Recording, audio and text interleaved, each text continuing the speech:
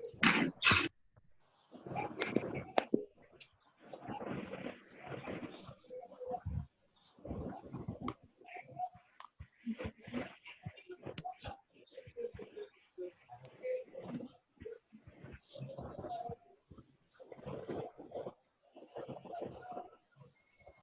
बच्चों, आप लोगों को मैंने, अच्छा आवाज आ रही है आप लोगों को क्लियर?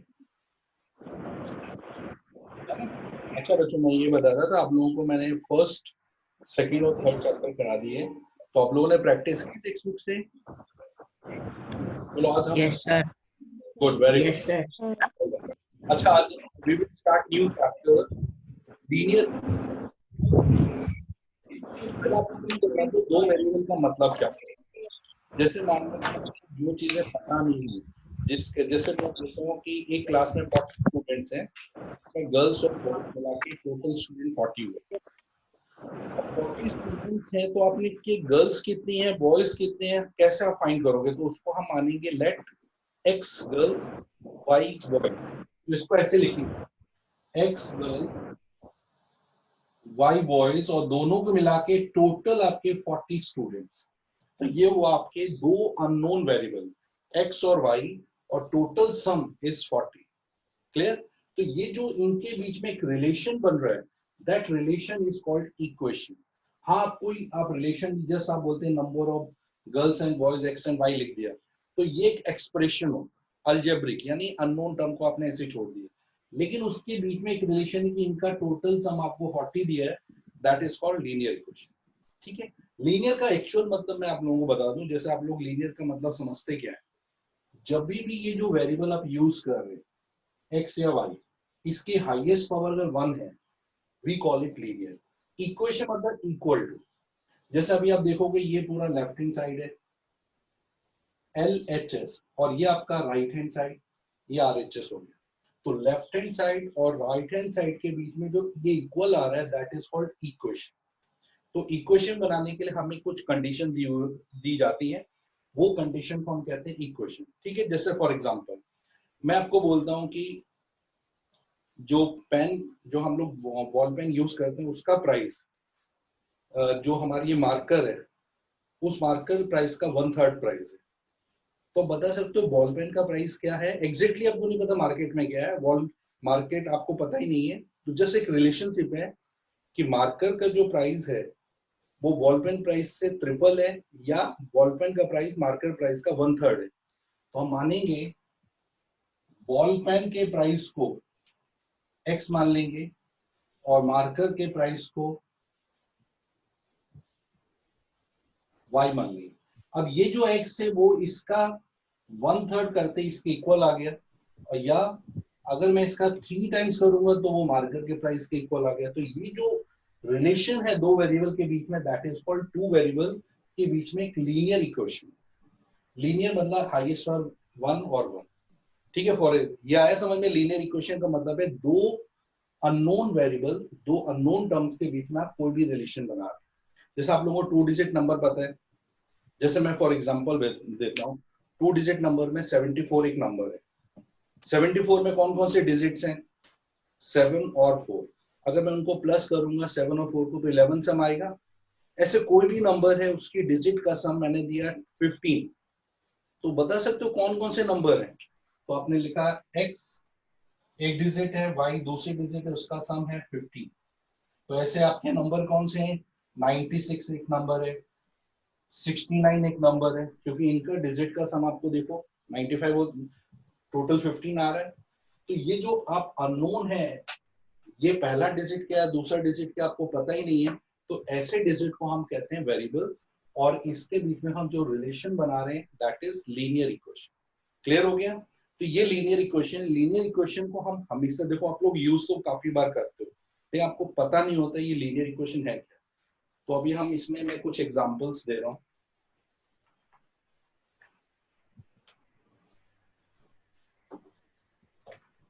जैसे अभी आपके पास एग्जांपल है ये 3x + 2y = 7। ये देखो आपका लेफ्ट हैंड साइड हो गया, ये आपका राइट हैंड साइड हो गया। यहाँ पर x और y दो वेरिएबल्स आ गए, इनके बीच में प्लस या कुछ भी लेकर इक्वल टू आ गया। हाँ, एक चीज याद रखना, दोनों के बीच में प्लस या माइनस ही लगाना है, इनटू नहीं लगा सकते। अगर आपने एक्स वाई इक्वल टू 7 लिख दिया तो that is not linear equation, क्योंकि इसमें 1 और 1 मिला के 2 पावर हो गया, और 2 पावर को हम लोग क्या कहते हैं, आप लोगों को भी पता है, 2 power is always quadratic. 3 powers होगी तो ऑलवेज कॉल्ड क्यूबिक। जैसे आप यहाँ पर एक्स क्यूब प्लस 7 लिखा तो इसकी पावर 3 आ गई तो ये क्यूबिक हो गया। पावर 2 आ गया तो इसको हम कहेंगे क्वाड्रेटिक। लेकिन अगर पावर 1 आ रहा है तो इसके लिए आपको हमेशा याद रखना कि बीच में जब भी हम लिख रहे हैं या तो आप डिफरेंस लिखेंगे 3x minus 10y equal to 8, या तो माइनस होगा या प्लस होगा, that is linear equation in two variable. कभी भी इसके बीच में ना तो मल्टीप्लाई आएगा ना तो डिवाइड आएगा। डिवाइड से भी क्या होगा, जैसे आपने 3x को 10y से डिवाइड किया तो दोनों की पावर 1 और 1 माइनस हुआ 0, और 0 से क्या होगा, वो लीनियर इक्वेशन नहीं रहेगी। तो लीनियर इक्वेशन के लिए कंपलसरी स्टेप है कि दो जो वेरिएबल आप यूज कर रहे हो अननोन टर्म, उसके बीच में हमेशा प्लस या माइनस यूज कर सकते हो, और राइट हैंड साइड और लेफ्ट हैंड साइड होना जरूरी है।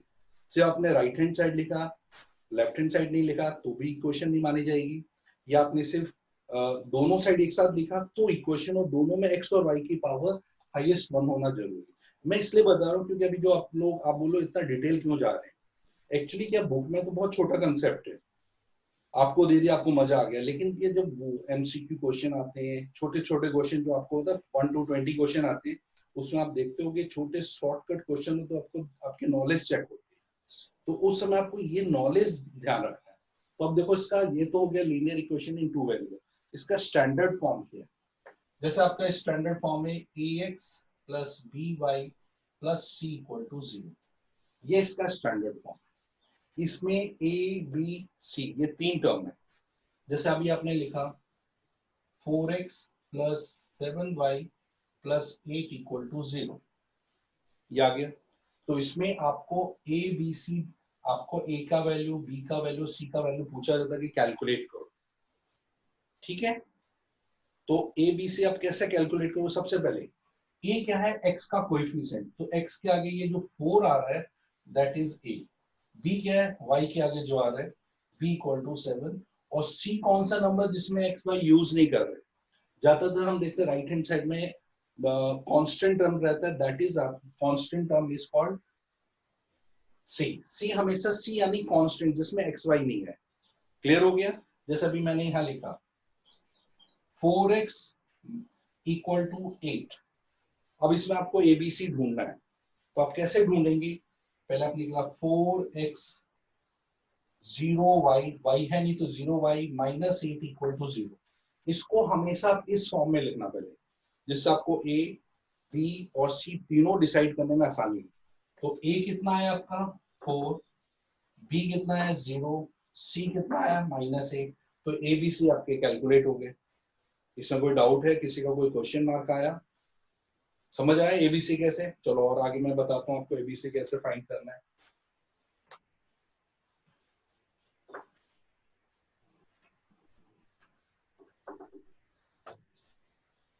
जैसे आपको यहाँ दिया है x इक्वल टू 4, ये भी एक लीनियर इक्वेशन, ये सिर्फ सिंगल वेरिएबल है, लेकिन आप इसमें कैसे इसको आप डिस्कस कर सकते हैं।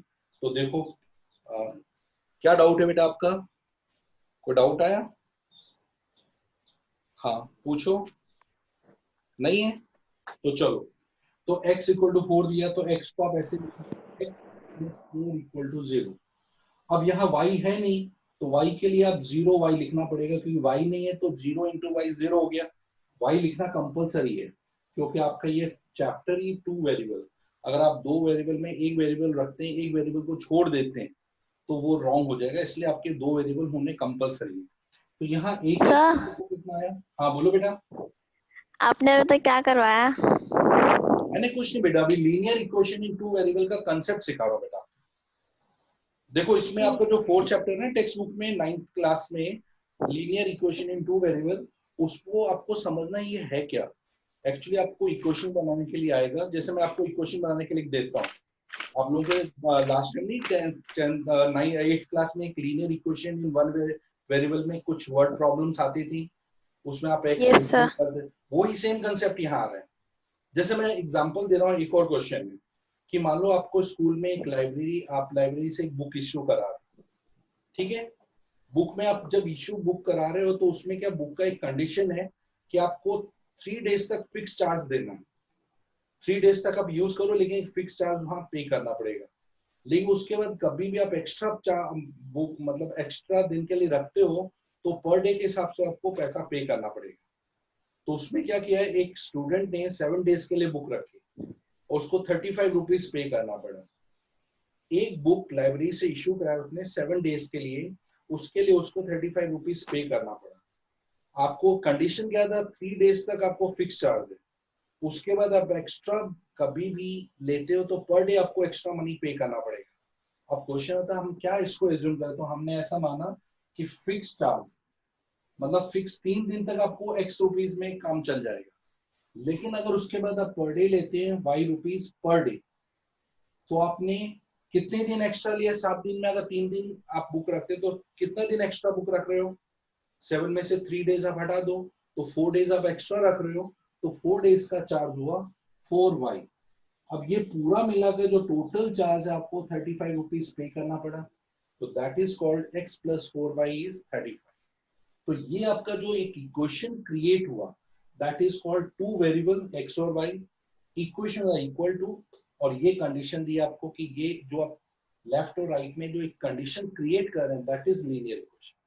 अब यहाँ हमको क्या जानना है कि इसके देखो एक्चुअली आपको ये कंडीशन बनाने के लिए इसका फुल फॉर्म भी आप समझो ना, तो LINE यानी लाइन ग्राफ बनेगा, एक स्ट्रेट लाइन आप बनाओगे। जो आप लोगों ने लास्ट ईयर नहीं 8th में ग्राफ बनाना सीखा था पॉइंट टू पॉइंट, वैसे ही इसमें आप ग्राफ बनाओगे। लेकिन अभी उससे पहले ग्राफ बनाने से पहले आपको ABC समझना बहुत जरूरी है। हाँ भव्य बोलो, भव्य क्या डाउट है बेटा? सर कुछ नहीं। पक्का? आपको ABC यस ढूंढना सर। आया? ABC कैसे ढूंढना है? Yes sir. चलो ABC को मैं और इसको कंटिन्यू आपको और समझा देता हूँ। अब जैसे ये कंडीशन बनी आपकी, इसमें आपको ABC ढूंढना, तो आप कैसे ढूंढोगे? देखो x plus 4y minus 35 is 0। पहले आप राइट हैंड साइड में 0 कंप्लीट कर दो। अब यहाँ पर आपको क्या देना है, x के आगे जो भी टर्म होगा, कुछ नहीं है तो a आपका 1 हो गया। एक्चुअली ये इसका स्टैंडर्ड फॉर्म है ax by plus c equal to 0। तो a का वैल्यू हुआ 1 क्योंकि आगे कुछ नहीं तो 1 हुआ। b का वैल्यू कितना हुआ, आगे क्या है 4, तो b आपका 4 हो गया। c आपका कितना हुआ -35, तो a b से आपके आराम से निकल गए। a b से ढूंढने के लिए आपको बहुत जरूरी है कि आपको पहले इक्वेशन बनाओ, उसको पूरा राइट हैंड साइड में शिफ्ट करो और लेफ्ट हैंड साइड पूरा आप 0 कर दो। जैसे दूसरा एक और मैं दे रहा हूं, जैसे आपको मैंने दिया 5x इक्वल टू 7y, ये मैंने कंडीशन बना दी, तो आप क्या लिखोगे 5x minus 7y is 0। Right hand side पूरा आप लेकर टर्म को कंपल्सरी राइट हैंड साइड ले जाना है। इसके बाद आप क्या करोगे 5x माइनस 7y, सी वाला टर्म नहीं तो उसको 0 लिखना कंपल्सरी है, जिससे आपको एबीसी का पता चलना, क्योंकि एग्जाम में 1 मार्क का क्वेश्चन है कि कैलकुलेट एबीसी। तो ए का वैल्यू आप बता सकते हो कितना है, a is 5, b is -7, c is 0। ये हो गया आपका एबीसी। जैसे और भी कंडीशन है आपको दिया है 3x is 0, तो आप इसमें एबीसी कैसे ढूंढोगे, तो कंफ्यूज होने की जरूरत नहीं है। 3x, y नहीं है तो 0y, c नहीं है तो उसको 0 इक्वल टू 0, ये आप पूरा ऐसा लिखो। तो a कितना हुआ आपका, ये हुआ 3, b हुआ 0, c हुआ 0। एबीसी आपके फाइनली फाइंड हो गए। कोई डाउट किसी को? हाँ मेधा, कोई डाउट है बेटा? मेधा कोई डाउट आपका? है फर्स्ट ओके समझ नहीं आया। ये नहीं आया समझ में, फिर से रिपीट कर देते हैं।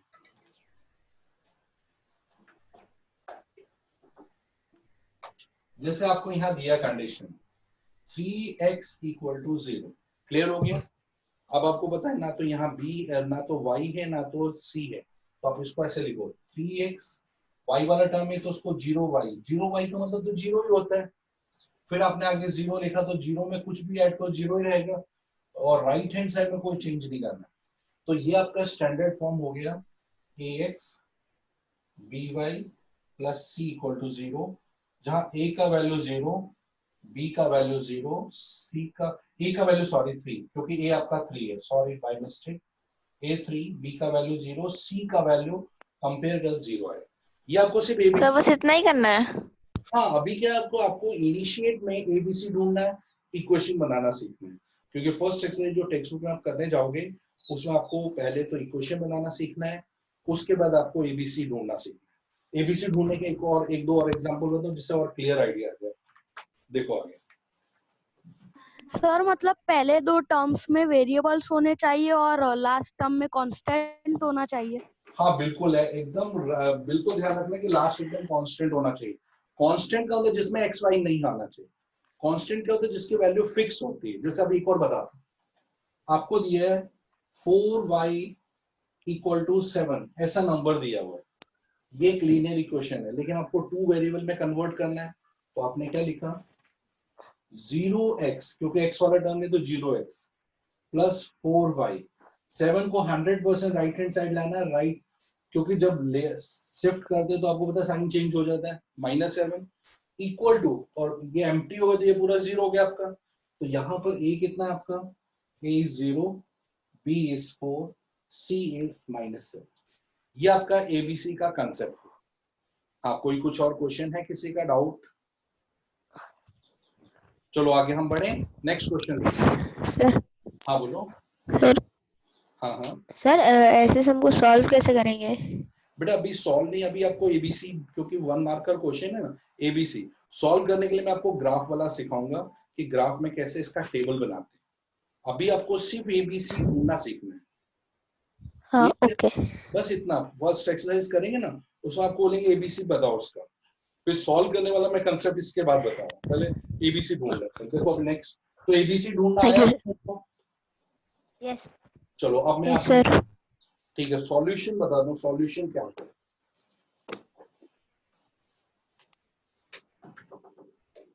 जैसे अभी मैं यहाँ सॉल्यूशन का मतलब बोलूं,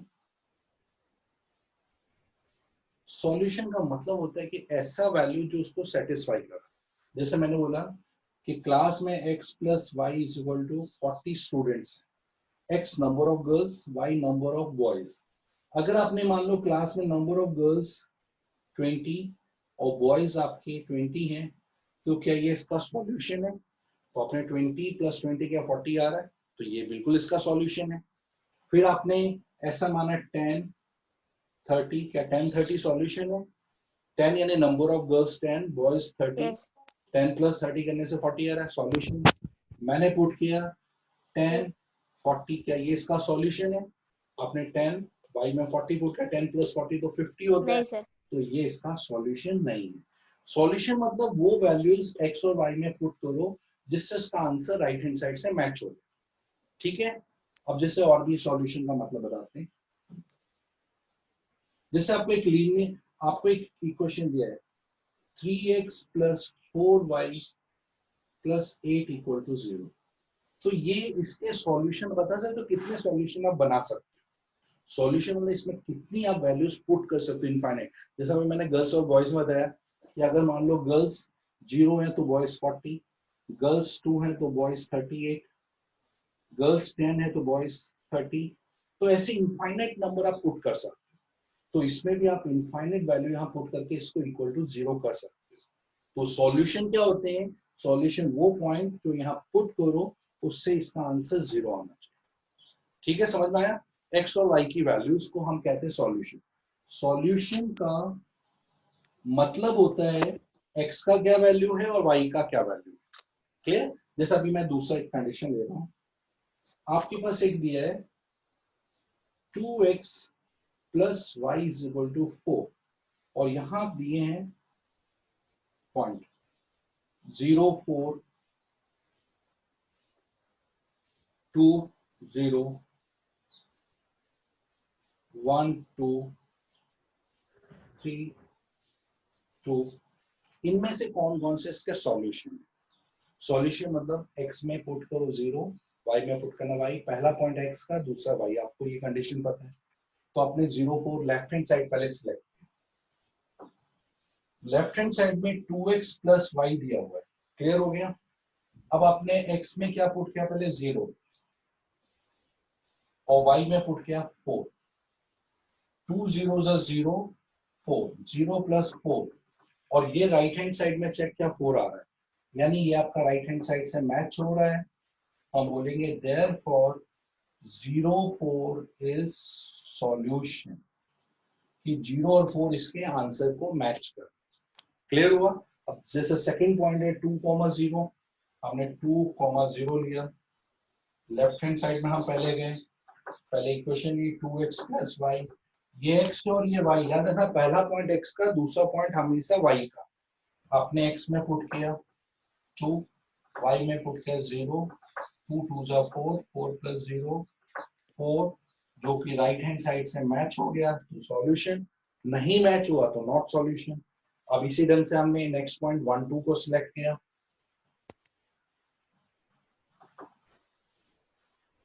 left hand side 2x plus y, और हमने यहां लिखा 1 2, x में पुट किया 1, y में पुट किया 2, 2 प्लस 2 4, जो कि राइट हैंड साइड से मैच हो रहा है।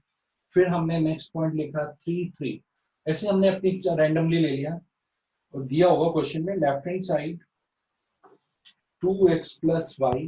देखो आप लोगों को समझ आ रहा है, लेफ्ट में x और y की जगह आपको वैल्यूज पुट करके देखना है तो राइट हैंड साइड को मैच कर रहे हैं या नहीं कर रहे हैं।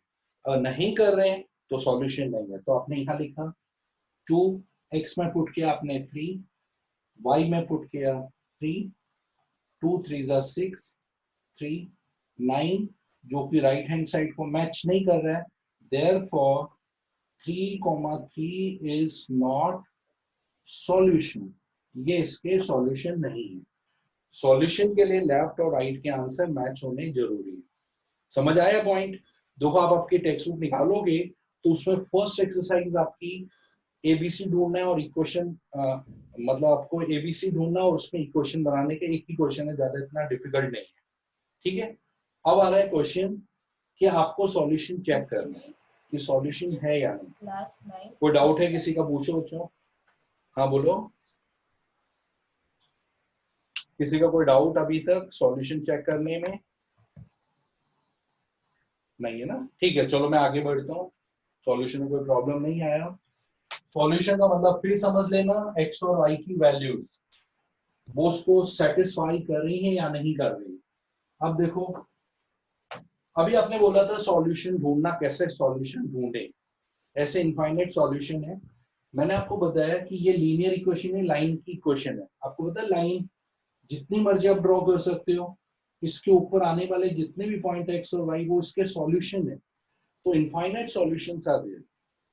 तो इसके लिए हम कभी भी इक्वेशन दी हुई हो तो उसमें how many solution are there, आप इनफाइनाइट सॉल्यूशन उसमें पुट कर सकते हो। जैसा अब यहाँ देखते हैं नेक्स्ट में, यहाँ आपके पास इक्वेशन है x plus y equal to 8। इसके आपको सॉल्यूशन बनाने ढूंढने हैं। आपको मिनिमम 3 सॉल्यूशंस के ढूंढने क्वेश्चन में। तो 3 सॉल्यूशन ढूंढने के लिए आपने पहले x में पुट किया 1, आपने अपनी मर्जी का ले लिया 1, ठीक है, यहाँ 1 डाल दिया। y में क्या आएगा हम ढूंढते हैं। अभी 1 राइट में चला जाएगा तो ये +1 राइट में जाके माइनस हो जाएगा, 8 - 1, तो y का वैल्यू आया 7। तो पहला आंसर आया 1,7। अगर ये 1 और 7 यहाँ पुट करें तो 8 आंसर आ जाता है। तो ये क्लियर सॉल्यूशन हो गया। अब दूसरा हम ढूंढते हैं, फर्स्ट ही आ गया हमारा, अब सेकंड। अब x में आप 0 पुट कर दो। अब पहले लिख दो x इक्वल टू 0। जैसे आपने x में 0 पुट किया, 0 प्लस वाई इज 8। अब 0 8 - 0 किया तो y का आंसर 8 आया। तो x का आंसर 0, y का आंसर 8। ये दूसरा सॉल्यूशन आ गया आपका। तीसरा सॉल्यूशन चाहिए तो आपने x में लिखा 2, फिर आपने इक्वेशन में आ गया x plus y is 8। x में पुट किया आपने 2, x की जगह x को हटाकर 2 लिख देना। x दोबारा मत लिखना साथ में। अब ये 2 का रूल क्या है, 2 राइट में चला जाएगा तो 2 राइट में जाकर के अगर 8 - 2, तो y का आंसर 8 - 2 करने से 6 आया। यानी x का वैल्यू अगर 2 रखते हैं तो y को 100% 6 आना पड़ेगा। तो ये इसका तीसरा सॉल्यूशन है। अब ये तीनों सॉल्यूशन को हम ऐसे टेबल में लिख सकते हैं, जैसे आपने यहां लिखा, यहाँ x यहाँ y। पहले x में मैंने 1 सिलेक्ट किया तो y का आंसर आया 7, x में सिलेक्ट किया 0, y का आंसर आया 8, x में सिलेक्ट किया 2, y का आंसर 6। ये आपके नंबर ऑफ सॉल्यूशन। ये इतने इंपॉर्टेंट है, जब आप ग्राफ बनाओगे इसका तो ये पॉइंट आपको अगर क्लियर है तो आप ग्राफ बना सकते हो। लेकिन अभी ग्राफ मैं नहीं सिखाऊंगा, उसके लिए आपको ग्राफ पेपर साथ में लेके बैठना पड़ेगा। मैं आपको ये पॉइंट सिखाऊंगा, ठीक है। अभी आप लोगों के पास टेक्स्ट बुक है प्रेजेंट की नहीं है? जरा देखो, टेक्स्ट बुक निकालो आप लोग अपनी अपनी फटाफट। उसमें जो फर्स्ट एक्सरसाइज है 4.1, उसमें आपके देखो क्वेश्चन आ रहे, दोनों समझ में आ रहे हैं? एक बार देखो, क्योंकि अभी मैं सॉल्व नहीं कर रहा हूं, आपको प्रैक्टिस के लिए दूंगा, ठीक है। और सेकंड एक्सरसाइज आप चेक करो जरा। सेकंड में हम लोगों ने वो देखा सेकंड में कि सॉल्यूशन है या नहीं चेक करने वाला क्वेश्चन है। तीसरा पॉइंट हमें सॉल्यूशन, 4 सॉल्यूशन ढूंढने, उसका 4 सॉल्यूशन कैसे ढूंढने। चलो ये समझ में आया। एक और मैं क्वेश्चन बताता हूँ सॉल्यूशन कैसे ढूंढने, ठीक है। सर, हाँ बोलो बेटा। यूनिक सॉल्यूशन क्या होता है? यूनिक का मतलब होता है बेटा सिंगल सॉल्यूशन, यानी एक ही वैल्यू आएगी। और आपको पता है लीनियर इक्वेशन में एक वैल्यू नहीं, एक से ज्यादा वैल्यू पॉसिबल है। यूनिक मतलब सिंगल वैल्यू, यूनिक यानी सिंगल, इनफाइनाइट यानी मैनी। अच्छा एक बात बताओ बेटा, आप लोग, एक जो लाइन होती है कितने पॉइंट से पास होती है? एक पॉइंट से या इनफाइनाइट पॉइंट से? इनफाइनाइट। तो उसमें इनफाइनाइट सॉल्यूशन। एक पॉइंट से पास होगे तो एक सॉल्यूशन। आप कभी भी एक पॉइंट से, आप देखो कोई भी लाइन ड्रॉ कर रहे हो, आप देखो कि लाइन जब ड्रॉ कर रहे हो तो आप देखो उसमें चेक करोगे आप, तो ये लाइन पास हो रही, तो एक पॉइंट में इनफाइनाइट पॉइंट इसके अंदर आ रहे हैं, जो इसके अंदर आ रहे हैं वो इसके सॉल्यूशन है, मतलब उसको सेटिस्फाई कर रहे हैं। लेफ्ट और राइट के वैल्यू सेम आ रहे हैं, ठीक है, समझ आ गया। चलो एक सॉल्यूशन बनाना और सिखाता हूँ आपको।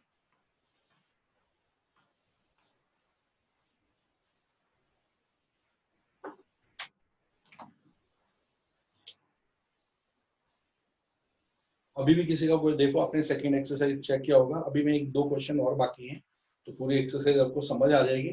मेन क्या पर्पस, देखो आप लोग इतना मैथ्स में इतना प्रॉब्लम नहीं है। प्रॉब्लम कहाँ आ रही है?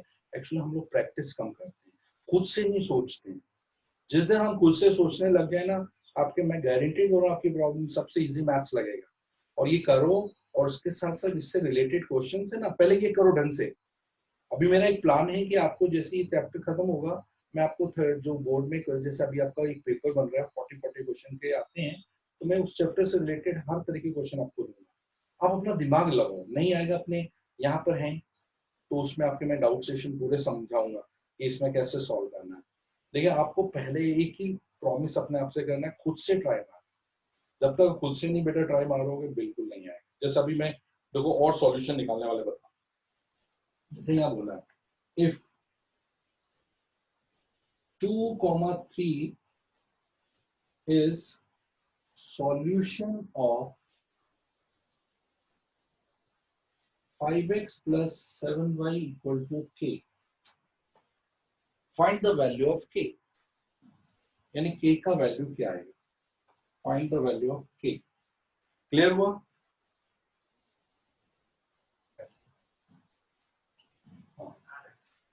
If 2, 3 is solution of 5x plus 7y equal to k, आपको k का वैल्यू ढूंढना है। तो k का वैल्यू कैसे ढूंढेंगे? कंटिन्यू करो बेटा, आप लोगों को आ रहा है सबको समझ में? Yes sir. ओके, जैसे 2, 3 इसका सॉल्यूशन है और आपको k का वैल्यू चाहिए, तो सॉल्यूशन में ये x का वैल्यू है, ये y का वैल्यू है, तो आप x की जगह लेफ्ट हैंड साइड में आपको दिया है 5x प्लस 7y equal to k। x की जगह आप क्या पुट करो 2, y की जगह 3 equal to k। 5 2s are 10, 7 3s are 21 equal to k. That is 31 is equal to k.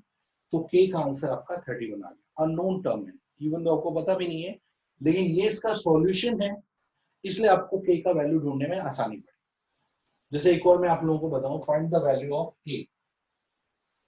If a minus 1 and a plus 2 is solution of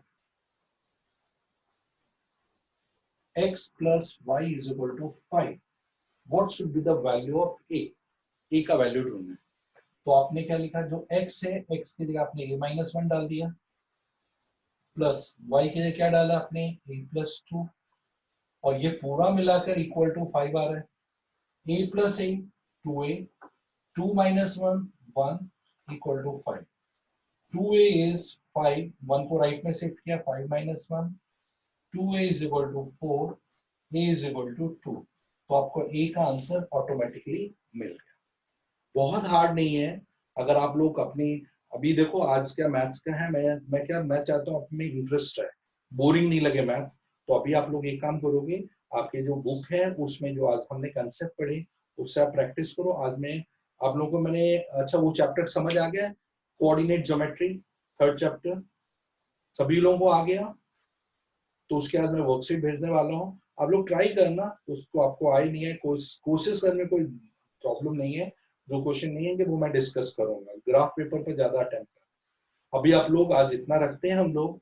आज आप लोग एक काम करोगे, ये जो हम लोगों ने प्रैक्टिस किया है फर्स्ट एक्सरसाइज और सेकंड एक्सरसाइज टेक्स्ट बुक से, वो आप पहले खत्म करो, जिससे आपको टेक्स्ट बुक के कंसेप्ट क्लियर हो। ठीक है बच्चों? और कोई डाउट हो प्लीज बिना हेसिटेट के पूछते रहो, तो मैं आपको हेल्प करूंगा और आपको इंटरेस्टिंग लगेगा, बोरिंग नहीं। हम बहुत ज्यादा खींचेंगे नहीं मैथ्स, आराम से पढ़ेंगे, ध्यान से पढ़ेंगे। ओके, बाय बच्चों।